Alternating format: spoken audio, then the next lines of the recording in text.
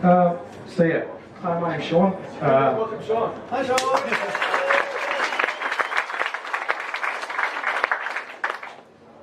I'm not going to talk about too much JavaScript, but I'm going to talk about creative ways that you can not use JavaScript if you just use HTML and CSS.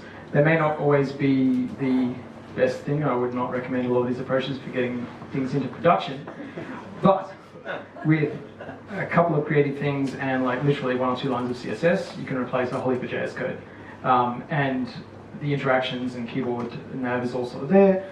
But anyway, I'll just go in and talk about the story of one of my mates. So I play D&D every week. I've been playing D&D since grade 3 in primary school. It's probably messed my head up a bit. Now, one of my mates said, oh, there's some iOS app you can get and it allows you to look at all the spells in D&D, and I'm like, oh, okay, I'll look.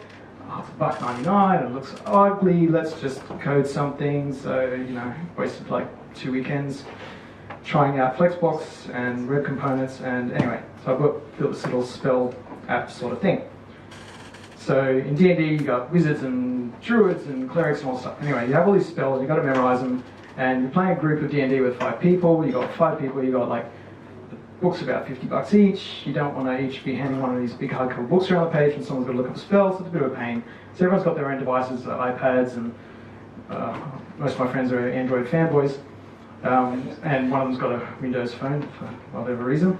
So I thought, you know, this would be a good side project. I can learn a bit of Flexbox and see what I can do. So I set out and I sort of designed what I wanted, you know, actually just reproducing what the app did, but reverse engineering it and making it look better.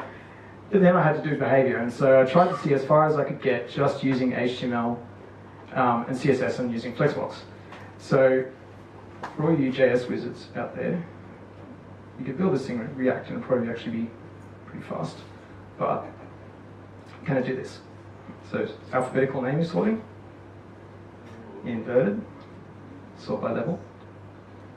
So you get like cantrip, that goes to first level spells, further down here.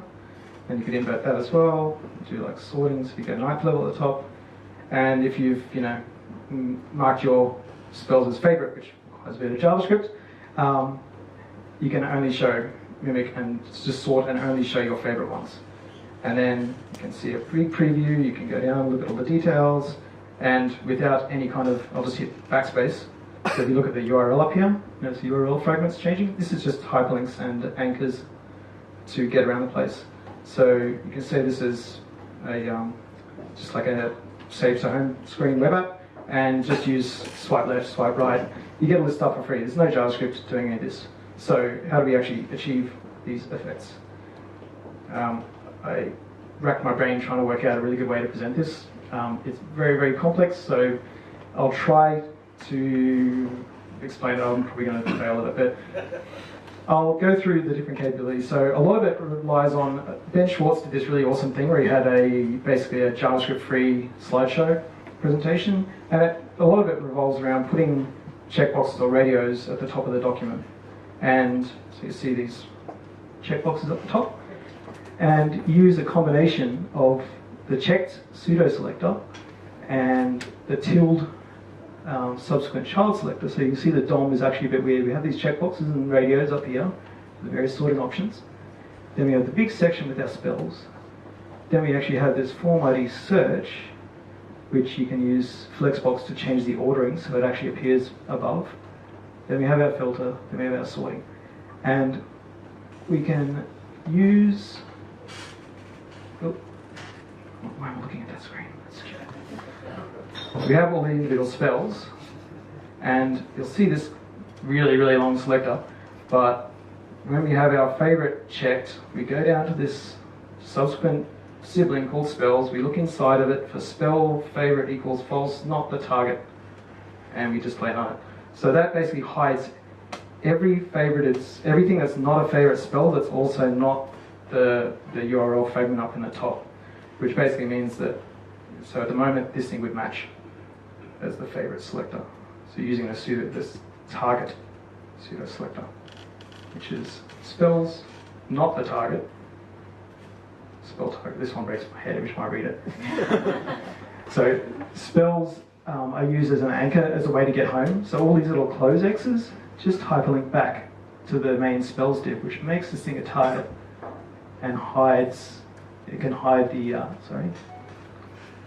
and you won't fail at this, even though I'm getting lost. It makes this main container the target, which then shows the subsequent children after. So it requires, you can only do this with Flexbox because you can change the order that things render in the DOM, but have them appear later in the markup. And you need to do that because CSS can go, it knows everything about everything in its parent and after it, but you can't go back up, you can't traverse back up, which is why these things are like at the root level in the parent div. So we use a whole heap of these check pseudo selectors and targets and nots to invalidate all these rules. So these are actually just labels that trigger these various checkboxes. And we can show and hide different labels depending on the state of the radios selected higher up.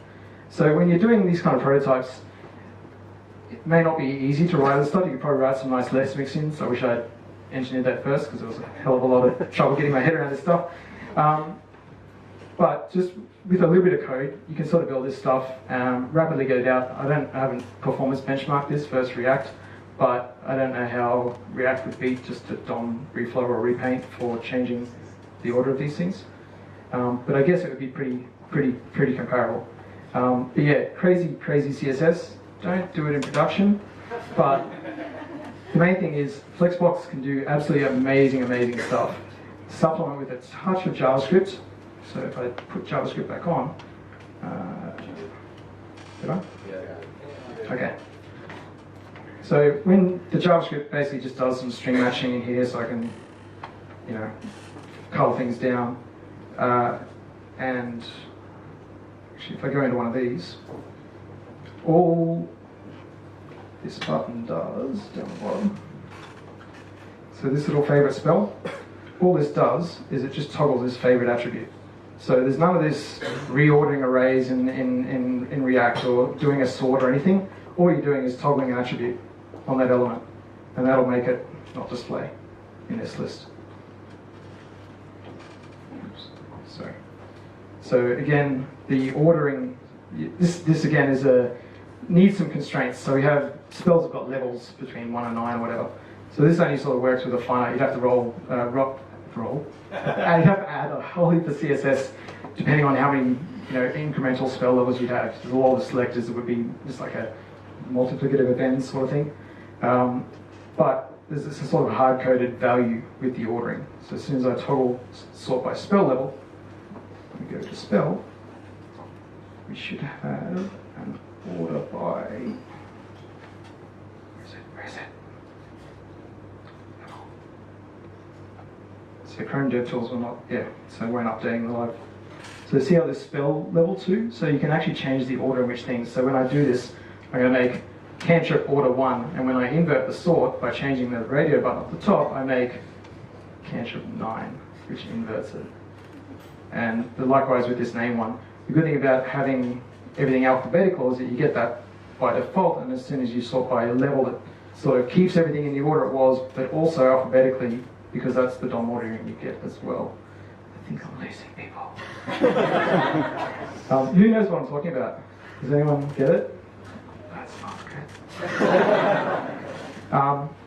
Anyway, so yeah, with a little bit of local storage, a little bit of JS to toggle attributes and stuff like that, some meta tags to save to home screen, and that it was a really good way to learn Flexbox. So building a little side project like this, trying weird ass things, looking at all of the different CSS selectors, so the tilde one, which allows you to select everything after,